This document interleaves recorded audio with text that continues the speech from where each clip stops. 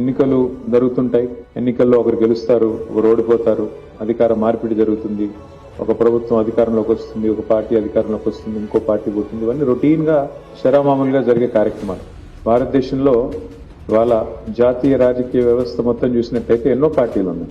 జాతీయ స్థాయిలో ఉన్న పార్టీలు మరి కాంగ్రెస్ కావచ్చు, బీజేపీ కావచ్చు, కమ్యూనిస్ట్ పార్టీలు కావచ్చు, ఇంకొంతమంది కావచ్చు, వాళ్ళు ఉన్నారు. మరొక వైపు ప్రాంతీయ పార్టీలుగా ఉన్న పార్టీలు కొన్ని ఉన్నాయి. ఒక్కసారి చరిత్ర పుటల్లో వెనక్కి తిరిగి చూస్తే మన పార్టీ పరిస్థితి ప్రత్యేకం ఎందుకంటున్నా అంటే, అసలు తెలుగువారంటూ ఉన్నారు అని ప్రపంచానికి చాటిన వ్యక్తి ఖచ్చితంగా నందమూరి తారక రామారావు గారు ఆనాడు పెట్టిన తెలుగుదేశం పార్టీ.